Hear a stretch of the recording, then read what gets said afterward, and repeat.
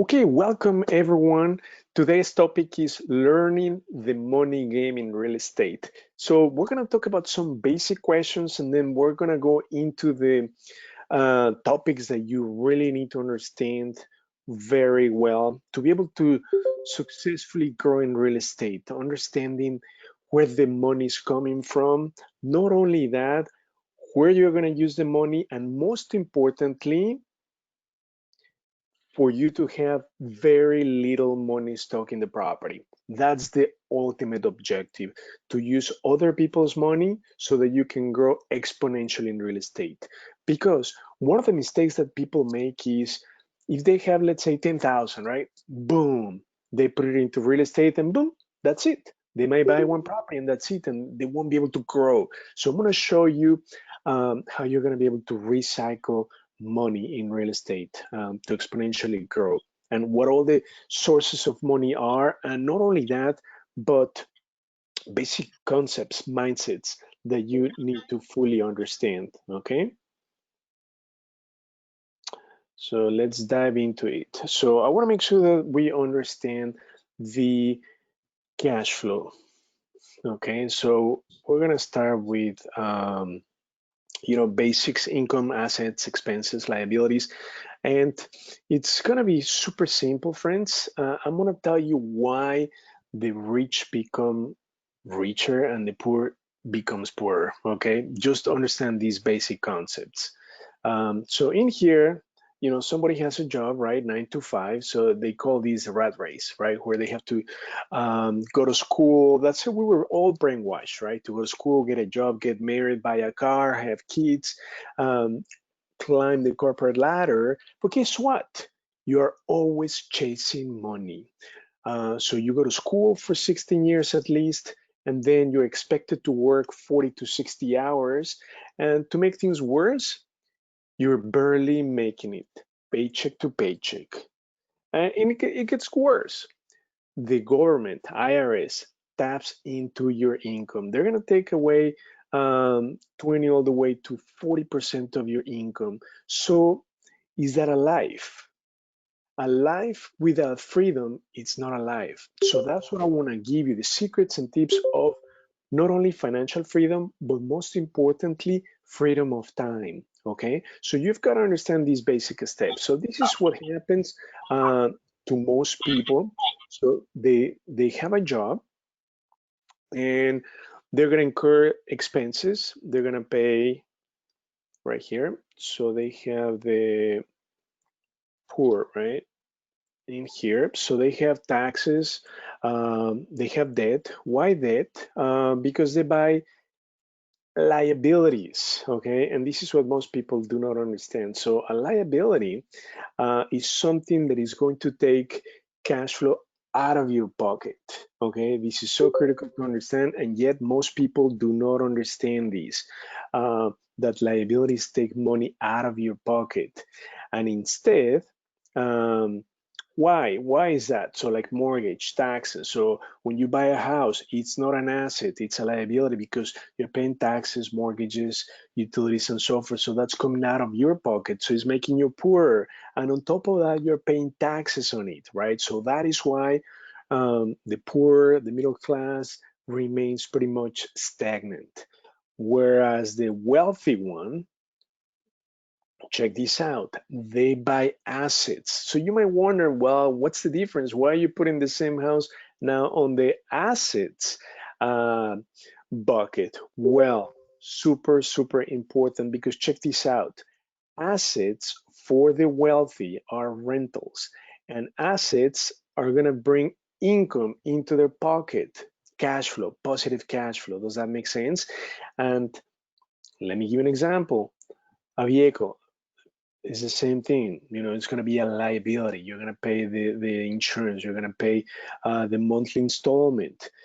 Whereas the wealthy, they might buy a fleet of taxis, right? That the taxes are going to increase their cash flow. Okay. And something that is super critical, and only the 1% of the rich understand and apply, and that is why they are at the very top, is that they leverage from two things. Um, Ironically, this is what makes the poor poorer, but the rich richer. Taxes and debt. Okay, so they understand, they know how to use debt to build more assets. So what does that mean? So they're going to be borrowing money, okay, to buy assets like rentals. And why are they leveraging from debt? Because they're not paying for it. Guess who's paying for the debt? Tenants. Tenants are actually the ones paying for the debt. That is why the wealthy become even wealthier, wealthier, wealthier. And also taxes. When they start buying all these assets, all these houses, guess what? They don't use their personal name to buy these properties, these assets.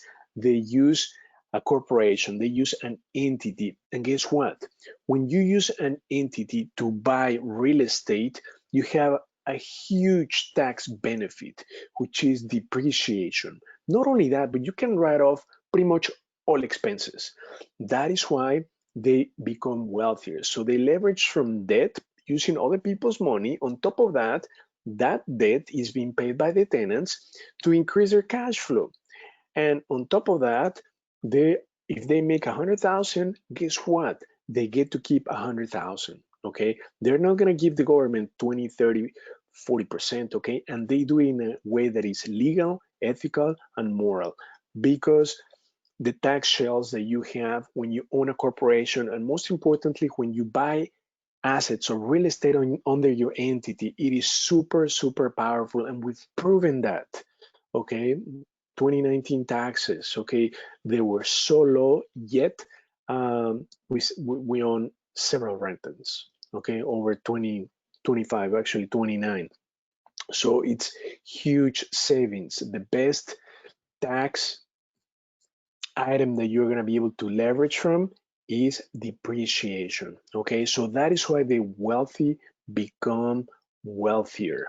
Okay, so this is something that you have to understand, that you have to buy assets to truly have financial freedom in real estate. Okay, not liabilities. Because imagine if somebody loses their job, guess what's going to happen? I mean, the whole thing is a catastrophe, right? Because then they cannot make the mortgage payment, the car payment is just a snowball effect. Okay, it's not good. They're not in a good condition, and many people have lost their job due to the crisis, and it's just a big deal, right? Especially right now, the unemployment is at 25%. So that's something to keep in mind, that if you want to join the ranks of the wealthy, you've got to buy assets, appreciating assets that are going to bring cash flow into your pocket, not out of your pocket, into your pocket. Okay. Why? Because tenants are going to be paying for the debt. And on top of that, there's going to be an excess cash. And that's going to give you your financial freedom, passive income. Okay. So what we're going to go over next is four quadrants, right? Like here, most people have a job, and obviously they're running the treadmill, right? And then the self-employed, it's pretty much similar.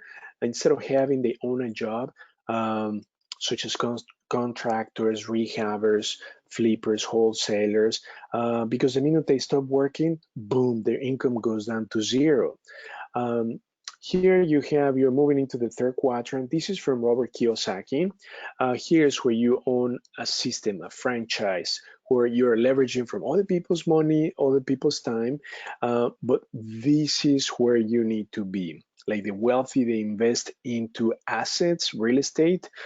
That's where you make the money work for you. Okay, so you are not running on the treadmill.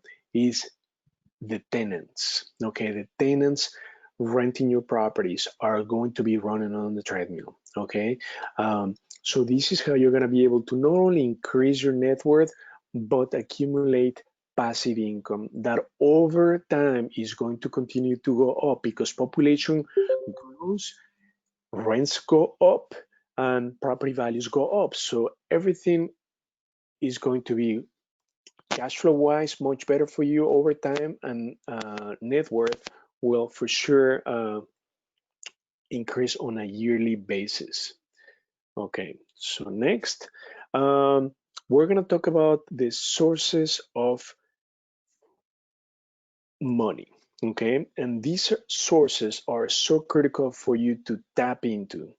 So the number one, well, let's start with business credit cards. Okay, these business credit cards, once you create an entity, okay, you're gonna start in real estate. You're gonna create your S corporation or your LLC. Immediately you need to apply for business credit cards. If you don't have the name of these business credit cards, their website, and so forth, we're going to email that to you because I want to make sure that all of you apply for business credit card. And then I'm going to show you how we're going to use this money. Let me tell you why I love business credit cards. First of all, it has nothing to do with your FICO. It's not going to affect your FICO. Reason number two, banks are extremely flexible when it comes to giving you business credit. Like, let me give an example. Like this one, this is a Bank of America credit card. I mean, I don't have a W-2, I don't have a job, yet they have been increasing my credit line up to 120,000. Okay, cash advance 24,000. To me, this just blew my mind. Okay, to me, this is like a loophole in the system, right? How can somebody who does not have a W-2, who does not have a job, get that much in credit? Okay, um, and what's super powerful is, let's say, if I was to spend all of it today, guess what? It will not affect my FICO score. It will not affect anything because this is business credit card. Okay, so it's super powerful. And not too long ago, friends, it was last week, I got a letter from PNC Bank. I think PNC is one of these. Yeah, the darker one. So PNC sent me a letter stating that they had increased my credit line to 15,000. So I was like, you've got to be kidding me. First of all, I never called them. I never requested a line increase. That one had, I think, 10,000. They increased it to 15,000. So that's like 50% increase. Without me requesting it, I was like, whoa. This one, I was requesting a line increase every other month. I was just testing the waters to see how high this could get, and it was just insane. Um, and guess what? On my personal credit card, I called last week, in fact, to request an increase. They asked me so many questions, and then at the end of the call, they denied my increase. Okay, listen to this. So I have 20,000 line of credit in my personal credit card. I said, can you increase it to 30,000? To me, it was gonna be like a no-brainer. They're gonna give it to me. Well, guess what? They denied it. I was like, I just could not believe that. So absolutely, applying for business credit cards is just one of the most powerful ways for you to access money, free money. And I'm gonna tell you why and how we're gonna put it together. Because when you buy a property, you're gonna do the rehab of the property. The bank is going to finance the rehab, but guess what? You first need to do the rehab before they release the money. So you're going to be using business credit cards to pay for labor, material. That is how you're going to be using these business credit cards. Okay, super powerful. Um, Now, let's talk about the different types of money. Okay, so we have the what's called hard money lenders, harmony. So here, this is a very expensive money, okay, but you can close on the property very quickly. It's about 12% interest rate. That's the average. They charge 2 points. 1 point is 1% of the total loan amount, and then it's between 4 to 12 month term. Okay, very simple. So what I like about Harmony lenders and why we always use them is because not only are they going to fund up to 85-90% of the purchase price, but they also finance 100% of the rehab. Okay, so it's just like a win-win. And then you're going to be paying interest only for the first few months until you refinance and pay them off. Okay, so understand Harmony lenders are institutions, large institutions like Chicago Funding, Barnett Capital, Renovo, um, Lima Capital, Patch of Land, Finance of America. We have a list of like 22 lenders that are lending today. So we're going to make that list available to all of you. But these are large institutions giving you expensive money for you to close quickly and to do the rehab. Okay. Now you have private money lenders. These are individuals like you and me who chose to be passive in real estate, and instead they lend their money to investors like you and me in exchange for a return. So they also expect about 12%, 2 points, and it's a short-term loan, like 4 months, okay? But all the terms are negotiable with them. So one of the beauty about them is that they can finance up to 100% of the rehab, 100% of the purchase. So pretty much you're putting zero money out of pocket. But this is the trick. Here, these are relationship based. These are individual. So this is who you know, who you build rapport with. They need to trust what you're doing. They need to know that you're going to be successful when you take on a property. Okay, so that is the only drawback. People struggle finding private money lenders. Okay, but worry no more. So in ChicagoDealVault, we have over 6,000 private money lenders. Not only that, we also have DealVault internal private money lenders, okay, who are also lending right now. So long you prove that you have a great deal, right? A great deal for them means, and this is for both private money lenders and hard money lenders, you have to have a property that has a lot of equity. So what does that mean? That let's say you buy it for 100 and it's worth 200 and you only need to put in maybe 20, 30,000 in work, right? So you have a lot of equity in the property that you will cash flow on the property, and number three, that it will meet the financial metric called debt coverage ratio. We're going to talk about that in just a second, which in a nutshell, what it means is that they want to make sure that the income generated by the property will pay for the operating expenses and you will cash flow a surplus of at least 20%. We're going to go over the debt coverage ratio in just a second, okay? And then finally, we have the conventional lenders, okay? So these are the large banks like Chase, Bank of America. Our preferred partner is Homebridge, Juan Loya. So these banks, we don't use when we buy the properties. I'm going to tell you why. Because these guys, what I like about them is that they're going to give you the lowest interest rates. It's a long term, okay? Uh, but the problem with them is that they want the property to be in pretty much move-in ready condition. Okay, if it's missing a kitchen, if it needs a lot of work, they won't fund the deal. There are some exceptions. There are some programs like the 203K. It's a construction loan, but it has to be your primary residence. Okay, there are so many constraints, and guess what? Conventional banks are going to be looking at your personal credit, your maybe tax returns. So they're going to be focusing more on you as well as the property, of course, but there's a really heavy weight on your experience, your credit, your liquidity, okay? Versus hard money lenders and private money lenders. They're going to be solely focusing on the deal. They want to make sure that you have a great deal before they can give you the money.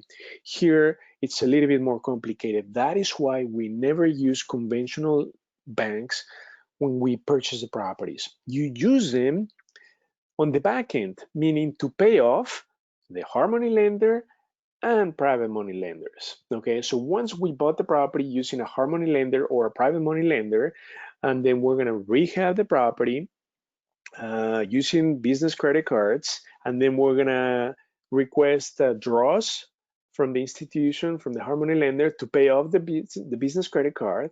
And then once the property is all rehabbed, then we can rent it. And then that's when the conventional lenders come into the picture. We call them once the property looks beautiful. okay? And they're gonna say, okay, so now your property is worth 200,000.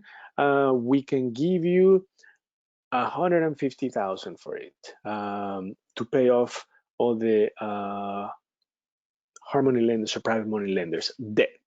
Okay, because they also want you to have some equity on the property. So typically they want you to have 25%. So they want you to have 50,000 in equity, and then you can dispose of 150,000, which obviously we're going to use to pay the hard money lender plus the rehab. Okay, but that's where we use conventional lending on the back end only. So once everything is beautiful on the property, then we call them to refinance.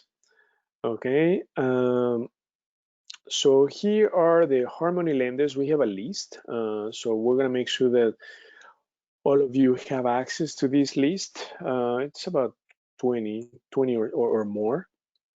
Okay, so we'll make sure that you have access to all these hard money lenders. So these are large institutions currently lending today. Okay, so we'll make this available to you. And what's really powerful when you reach out to these hard money lenders is to request what's called a line of credit. Okay, that is the ultimate objective of reaching out to hard money lenders, because you don't reach out to them when you have a deal on the contract only. You need to reach out to them way before. Okay, you need to fill out an application so that they give you a line of credit. So whenever you're ready to pull the trigger on a property, you can include the line of credit with your offer. Does that make sense? So this is what the line of credit means.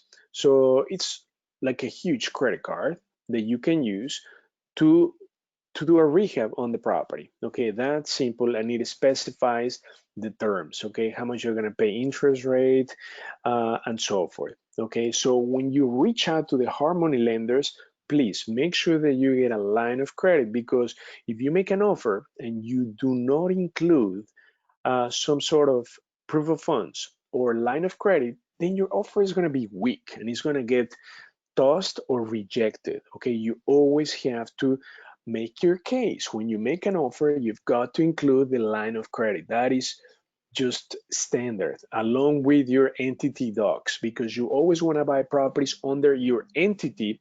As I showed you earlier, the reason why is benefit number one that you want to buy properties with your entity is for asset protection, right? So if something happens to somebody in the property, they sue you, they won't be able to go after your personal assets, right? Everything is going to be contained within the corporation, okay? That is rule number one. And rule number two, for tax benefits, I told you depreciation is huge. When you buy a property under your entity, you're going to be able to depreciate pretty much every project that you do in the house, which is going to decrease how much money you pay in taxes to the government. Okay, it's just extremely powerful, friends. Okay, so remember, when you apply and you reach out to the hard money lenders, you have to uh, request a line of credit, just like this one. Okay, now next, this is the debt coverage ratio that I was telling you about. Um, this is something that only lenders care about. I'm talking about private money lenders, hard money lenders. They want to make sure that your debt coverage ratio is 125 to 135. Okay, so what it means is they want to make sure that, I'm going to give you an example. So for instance, if they want a debt coverage ratio of 133, that means that the property needs to generate 33% more cash than what it's required to pay the mortgage payments and the operating expenses, like any utilities that you might pay, like common utilities that you may have to pay, that should be pretty much all covered. Okay, in the 100%, and then you need to cash flow 33%. Okay, so this is the only ratio that you need to understand. And but don't worry, because when we look at our property in DealVault, we compute this ratio for you. When we prepare the deal to get it funded, we generate a report, and that report contains the debt coverage ratio. okay? So let's continue. So I'm going to give you an example of this property in Cicero, okay? So this is a property after rehab, okay? So we staged this property. We did the bathroom. It's a 2-bedroom, 1 bath. So what I want to show you is, let's go over the numbers, and then I'm going to show you how the different sources of money were used to do this deal, okay? So purchase price, 80%, okay? So now, but before we go into more detail, we're going to kill 2 birds with 1 shot, okay? So when you look at this property, I'm going to go and show you. You just look at the property from the outside. Okay, it's siding, it's not the best, right? Most of the neighbors have brick. So what you want to know is, when you look at a property, you want to know 2 things. Obviously, you already know the asking price is 80,000. You need to know how much you're going to be able to sell the property for once you fix it up, okay? And guess what? That number needs to be 100,000 more than the purchase price. So if I know we're buying this property for 80, it better appraise for 170, 180, okay? Not only that, but the rehab on the property should be less than 35,000, okay? That's just a rule of thumb. If it's not going to appraise near 170 to 180, is not a good deal, okay? So this is just some rule of thumbs that we've created over time, okay? So when we analyze properties, that's rule number 1, add 100,000 to that.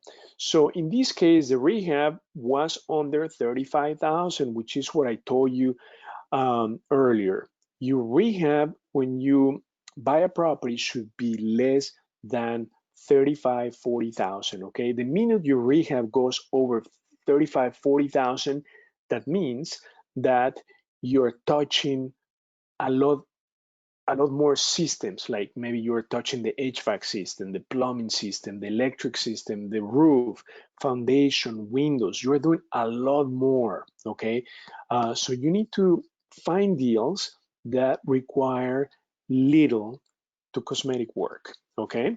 So now next, unexpected. You should always account for unexpected, right? When you do your rehab. So all in on this deal is $105,000.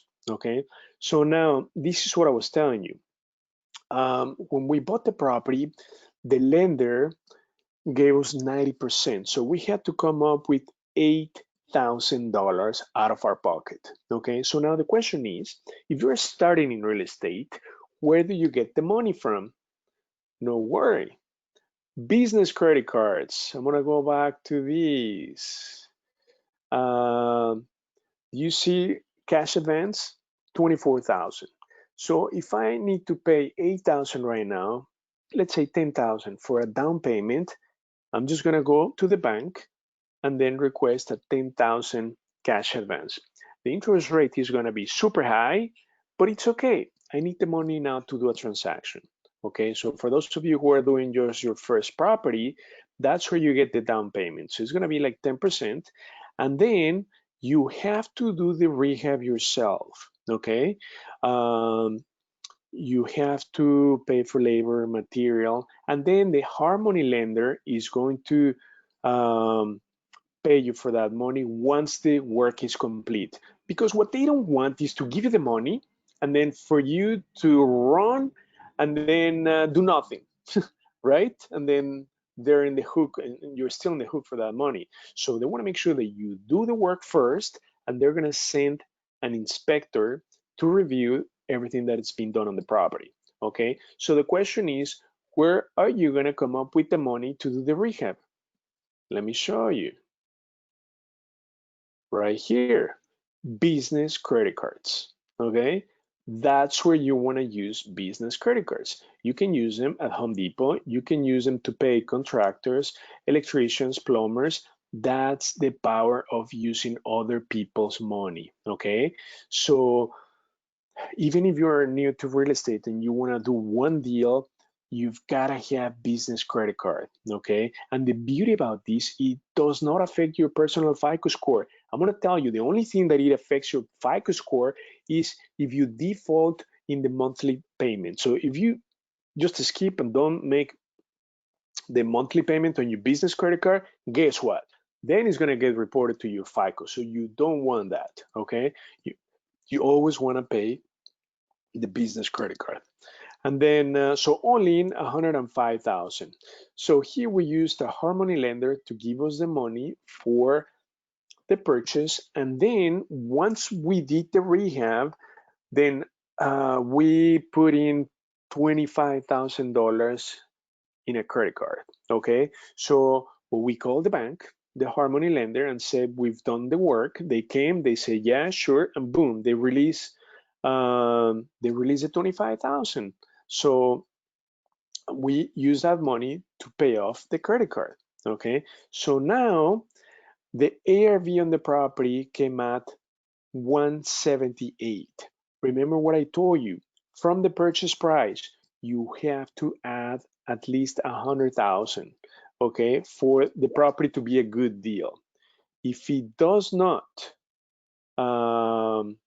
appraise at least 100,000, then you won't be able to do a successful exit strategy such as buy and hold or fix and flip. You need spread. You need that spread for you to make a profit, for you to refinance, to get your money out. That is rule number one, friends, when you analyze deals. So now let's talk about the refinance. Okay, so we went to Homebridge, a conventional lender. We told Homebridge, listen, now we have this property in Cicero that is being rehabbed, looks beautiful. So now I need you to pay off the Harmony lender. And they said, okay, so we're gonna do an appraisal. They appraise the property 178. They need you to have at least 25% equity in the property. So they said you can tap up to 75% of the ARV. In this case, we didn't need to tap into that much. We only tapped into 70% of the ARV, which is only 113. Why 113? Because we paid off all the all-in expenses of 105 plus some closing costs.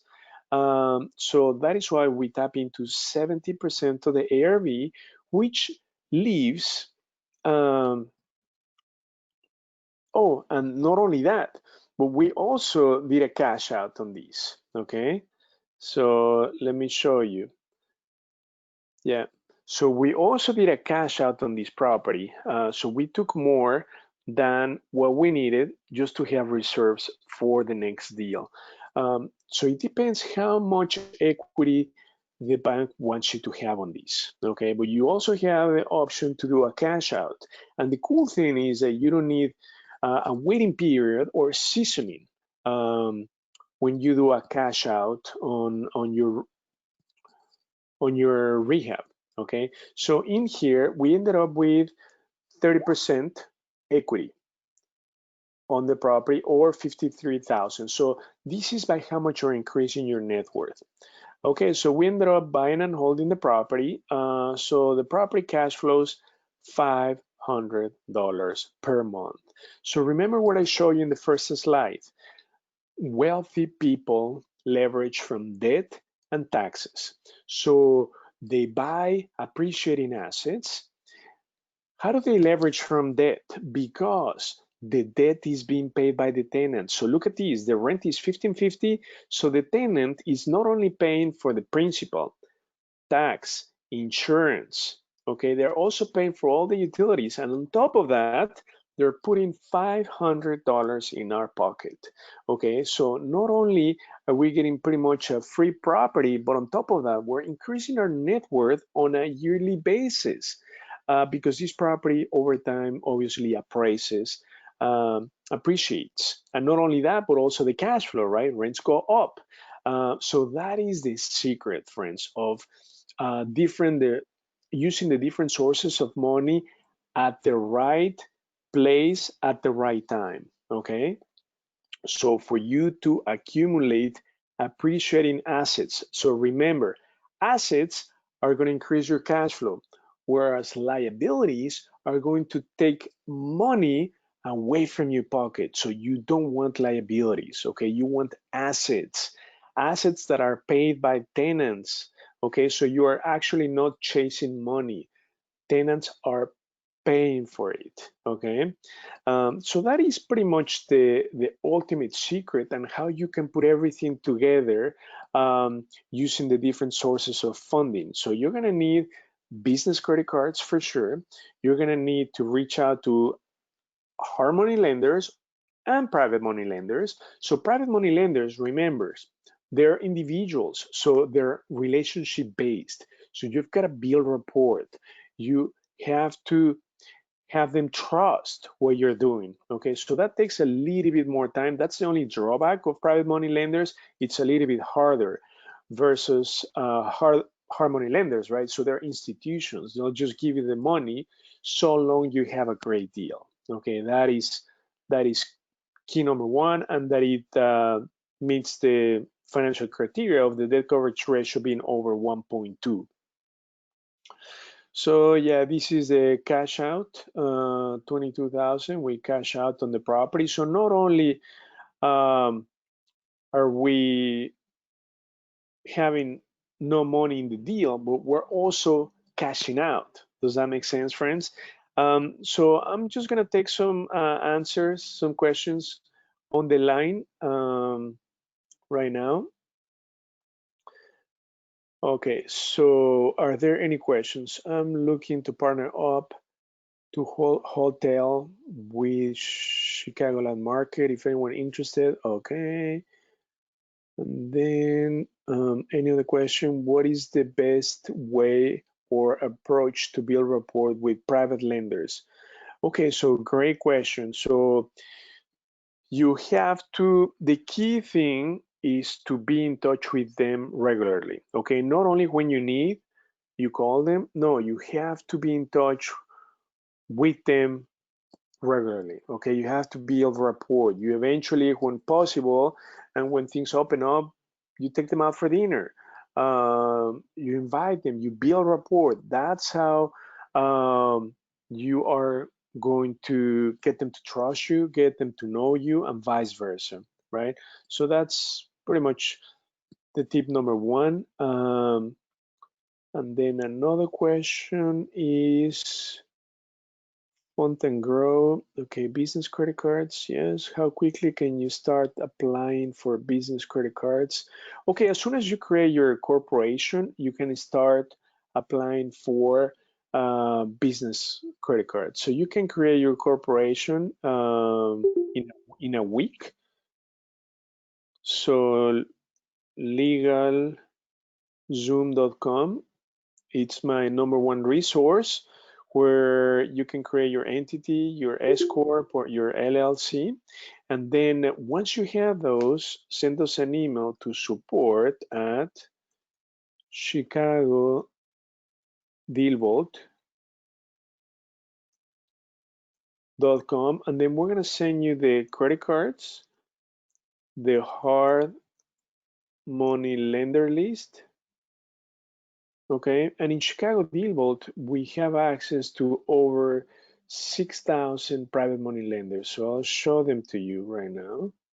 So right here, this is how you reach out to private money lenders. So in Chicago Deal Vault, right here, private money lenders. So let's assume that you are going to be doing deals in Des Plaines, for instance. Okay, so you want to find out all the investors or private money lenders who've lent money in Des Plaines. There are 44. So on the left, these are the addresses they funded. These are their names. And then on the right, if you scroll to the right, it says when they did it, when they lent the money. So you can reach out to them. You can just click on the name, and then we're going to give you their contact information. And also to reach out to them, we have scripts. And those scripts are right here. So this is the mailing campaign system. So you can either do mailers to them or you can just call them and then preview. When you preview, then you can see the different scripts. But in a nutshell, it goes like this. For instance, you can say, okay, for this particular individual, we didn't find a phone number. Okay. So, but for this one, yeah, for Natalia, we did find her phone number, so you can reach out to Natalia, and this is how the conversation would go.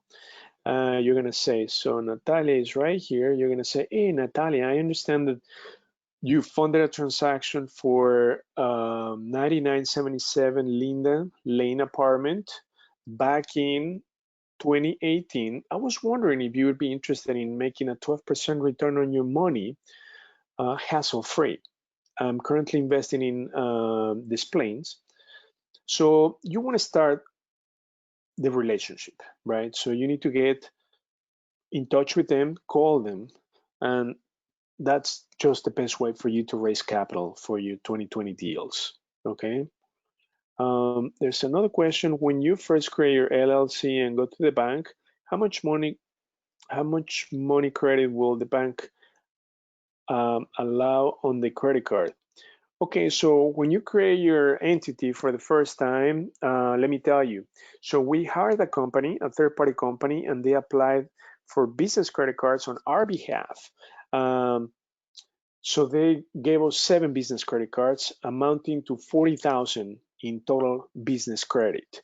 Okay, but the problem is that we had to pay them 10% of the total business credit. So we ended up paying them 4,000. To me, that was such a ripoff because all they do is fill out forms online. It was just, I don't want you to pay for that. That is why we're going to give you the names of the business credit cards that you can apply for yourself. So you save that percent. But yeah, they gave us 40,000, and so now we have way more, 10 times more that amount, because to me there's like a loophole in the system when it comes to business credit cards. I mean, they're just giving money left and right. Why? I have no clue, but you've got to leverage from it. Okay, so in here you have the private money lenders, and then these are the scripts that you can use, right?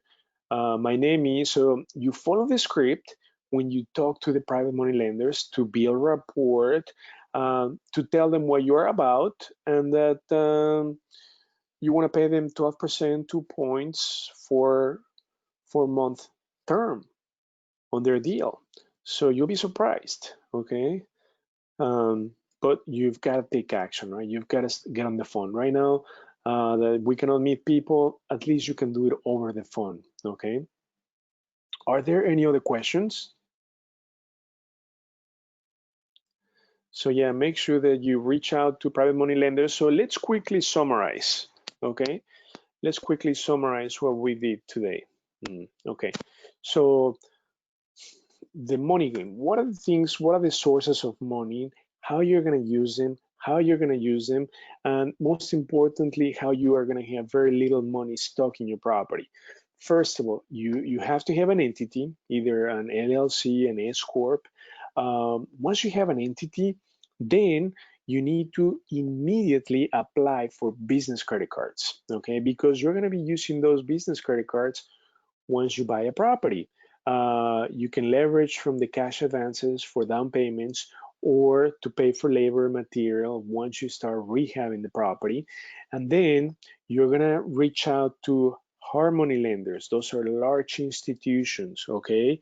Hedge funds, backed up by hedge funds. So they're going to be asset based. They're going to be lending money based on the great deal that you have. Okay, so it has to have equity, cash flow, and debt coverage ratio over 1.2.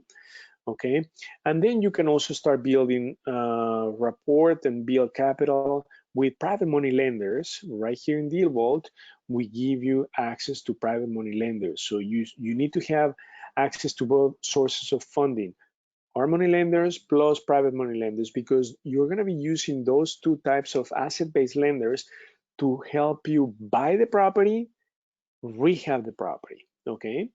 And then once you rehab the property, you use the credit cards to pay for it, then we're going to be calling the big banks, the conventional lenders, to pay off the outstanding and high interest rate loan from the hard money lender, private money lender, okay? And remember, they want you to have maybe 20, 25% equity in the deal. So they're going to give you the option to cash out or to leave some equity in the property. That is why it's so important to have a great deal. And remember, what makes a great deal is that it's in a decent location, okay, decent neighborhood, that is simple property, ideally 3 bedroom, 2 bath, under 1,500 square feet, and that you buy it for 100,000 less than what it will appraise for once it's all fixed up. Okay, so if you will appraise for 200,000, once it's all beautiful, you need to buy it for 100,000, and you need to put in no more than 35,000. That makes a great deal for a flip, for a rental, for a wholesale, just for anything. Okay, and then once you refinance the property, meaning you're going to pay off the outstanding hard money lender or private money lender, then you have a long-term loan on the property or a rental loan, and you're not paying for it. The tenant is paying for it, right? And not only that, but the tenant is putting cash flow in your pocket. So we go back to example number one, right? You're buying appreciating assets that increase your cash flow, and you're leveraging from debt.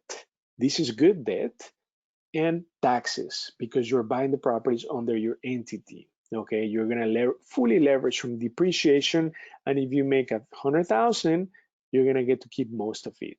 Okay, so we need to get out of the rat race, right, of chasing money, working for somebody, right?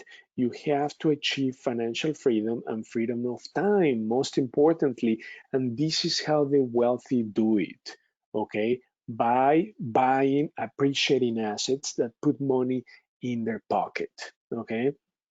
And the cool thing is that all it takes is to find a great deal. And that's what most successful investors have. They have a great deal, they understand basic analysis like you and they have funding, but they have funding because they have a great deal. Even if the pros, um, if they didn't have a great deal, they wouldn't get funding for it. They must have a great deal. So if you have a great deal, you're going to be joining the ranks of the pros, okay? So remember just that spread that I told you, 100,000 on top of what you're paying for, and rehab should be less than 35,000. So stick to simple, boring houses, ideally brick, 3 bedroom, in in BA areas. Right now, C and D, we try to stay away from because those areas have been hit the hardest with the crisis, right? Because a lot of layoffs happen in those neighborhoods because they're primarily blue collar neighborhoods. So many people have lost their jobs. So that's why we're sticking to BA areas. And please start reaching out to Harmony lenders. We're going to give you their phone numbers, and also apply for business credit cards if you don't have. And banks are funding right now. So in fact, we have a schedule closing for Wednesday, 10 a.m. Okay, so we're closing on a property on Wednesday. So right now, it's if you find a great deal, by all means, buy. Okay, don't panic and try to hold off or wait. If the numbers make sense, if you find the spreads, by all means, buy. Lenders are lending. So what's most important is that you have very little money stuck on the property, and you're going to accomplish that by using hard money lenders, private money lenders, business credit cards, and then when they refinance on the back end, you will have very little money stuck in the property, and that's how you can do like a cookie cutter and become a snowball effect. You buy one and then you do another one and another one. It just becomes a habit, and it becomes easier and easier over time. Okay. Are there any other questions on the line? Okay, there's another question. If we already have S Corp for trucking, would you suggest, oh no, use another S Corp, okay? So if you have one for your existing business, I suggest to create another one. It's gonna be like 400 to incorporate another one, but you wanna keep things very separate, okay? So it's important to keep them separate if it's a different business type. Another question is when you're trying to cash out on great deals, do conventional lenders still require full documents? My experience is that not really. They don't require full documentation. They just want to make sure that the property appraises, right? And that you still have equity. That's their number one criteria, that your FICO is going to determine your interest rate, okay? And also, obviously liquidity is important. So if you have some cash, cash is king. Try to preserve it. Try to use as little money as possible from your pocket. Always use other people's money, okay? That's how you can grow exponentially. That's how you can weather storms like today, when you use other people's money. And friends, are there any other questions? I just wanted to give you the secrets of the super rich, what they're doing, how they're doing it, because it's just about time for all of us to join the ranks of the pros, the very successful people. Okay, because a life without freedom is not a life. So I want to make sure that all of you are able to escape the rat race, right? That you don't have to depend from anybody to make ends meet. That you should not chase money. You will have money work for you. Okay, so that's my ultimate objective. So thank you, everyone. Everyone is going to get a replay for today's webinar. Are there any other questions that I can help you answer? So two things. If you don't have access to DealVault, I'm going to give it to you for free. So right here, make sure that you get it for free. So free for 30 days. So for the package, select special Chicago DealVault, and the promo should be money. Okay. So get it for free, and also please RSVP to our bootcamp end of the month. We have two, one in Spanish in the morning and English in the afternoon. So that is the bootcamp in English 1 p.m. and the 9 a.m. is going to be everything in Spanish. Okay. So please make sure that you RSVP to those two events. And I look forward to seeing you on Tuesday. So Tuesday we're gonna be talking about the MLS, mastering the art of MLS searching.